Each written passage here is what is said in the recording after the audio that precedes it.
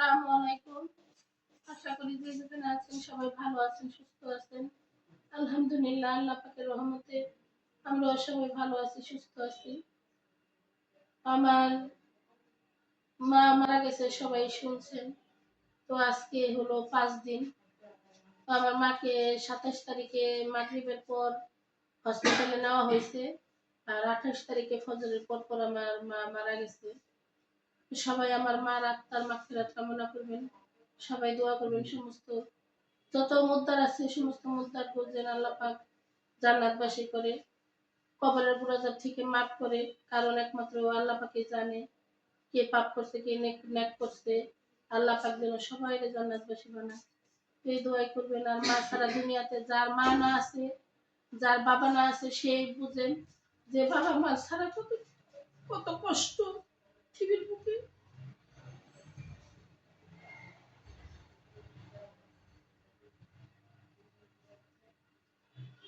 আমার মা কিন্তু আমাদের সাথে বন্ধুর মতো ছিল। আমার মার সাথে আমরা অনেক ঠাট্টা করছি, ঠাট্টা করে অনেক কথা বলছি। তো আমার মা এমন একটা মানুষ ছিল, আমার মা কিন্তু কখনো আমার উপরে রাগ হইতো না।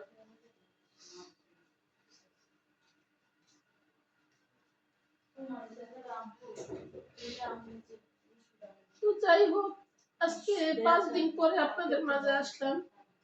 তো এখন থেকে ছোট পারি বড় পারি, যতটুকু পারি যতটুকু শেয়ার করতে পারি ভিডিও ততটুকু শেয়ার করবো।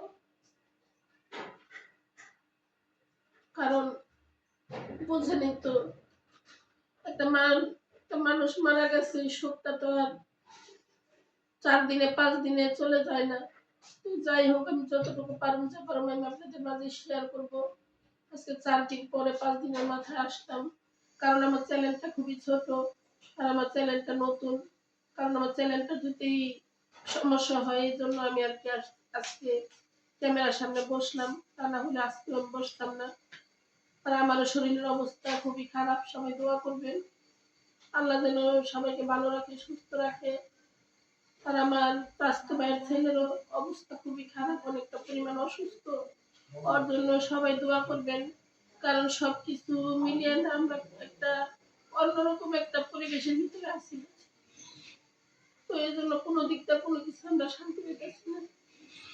মানে আমার মা মারা যাইতে না যেতে আমার স্বাস্থ্য ভাইয়ের ছেলেটা হয়তো 6-7 বছর হবে। 6 বছর না, তা না হলে 7 বছরই। আমার এই বাচ্চাটার খুবই খারাপ অবস্থা। তো সবাই বাচ্চাটার জন্য দোয়া করবেন, আল্লাহ যেন ওকে সুস্থ করে দেয়, ওর বাপ মার বুকে ফিরে দেয়। আল্লাহ যেন ওর বাপ মার মুখের দিকে তাকায়, এই দোয়াই সবাই করবেন। তো ঠিক আছে, একটু ছোট ছোট ভিডিও আর কি আমি বানাইছি, এই ভিডিওগুলো আপনাদেরকে আজকে শেয়ার করব। তো সবাই সাথেই থাকুন, দেখতে থাকুন। আর এখানে হচ্ছে আজকে মিলাদ পড়ানো হবে। তো এই জন্য আর কি বাজার সদাই সব কিছুই আনা হয়েছে। তো মিলাদ পড়ানো হবে, ওরকম বড় করে আহামরি কিছু করা হবে না। কারণ মাদ্রাসার পোলাপান কোরআন খতম দিবে।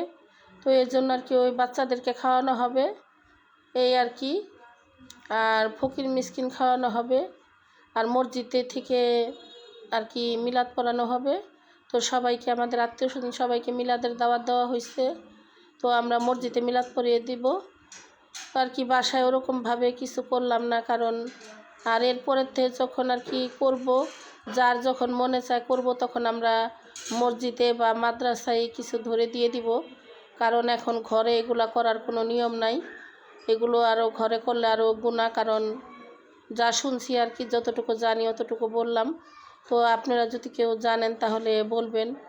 আর আমারও শরীরের অবস্থা খুবই খারাপ, গলা বৈশা গেছে। তো গলার জন্য আমি কথাও বলতে পারি না, আমার কথা কীরকম শোনা যাইতেছে আমি জানি না। আর এখানে হচ্ছে মিষ্টি একটা, এখানে হচ্ছে একটা মিষ্টি, একটা লাড্ডু আর একটা নিমটি। তো এগুলো আর কি সব প্যাকেট করা হইতাছে। তো এখানে প্যাকেট আছে 150 প্যাকেট। তো এই সব প্যাকেটগুলো মসজিদে নেওয়া হবে, কারণ সব লোকজনই মসজিদে আসবে। ওই যে বললাম যে সবাইকে মিলাদের দাওয়াত দেওয়া হয়েছে। আর বাড়িতে হচ্ছে মাদ্রাসার পোলাপান কোরআন শরীফ পড়ে গেছে সকালে, ওদেরকে আর কি দুপুরবেলা খাওয়ানো হবে, এই আর কি। তো এই তো এখানে যে বাচ্চারা খাওয়া দাওয়া করতে আসছে।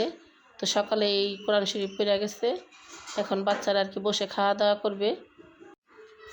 এইখানে বাচ্চারা খাওয়া দাওয়া করুক। আর ওই রুমে তো দেখলেনই, ওই রুমে হচ্ছে মিষ্টিগুলো প্যাকেট করা হইতেছে।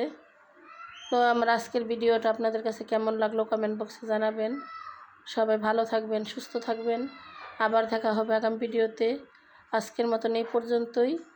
তো সবাইকে আল্লাহ হাফেজ।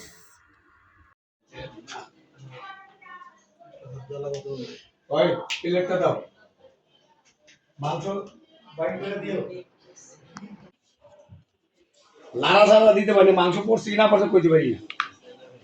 মাংস কম করলে বলে দিই। হ্যাঁ মাংস কম করতে দেবে। এটা পাল্টাই দিবা, দাও পাল্টাই। এই দাও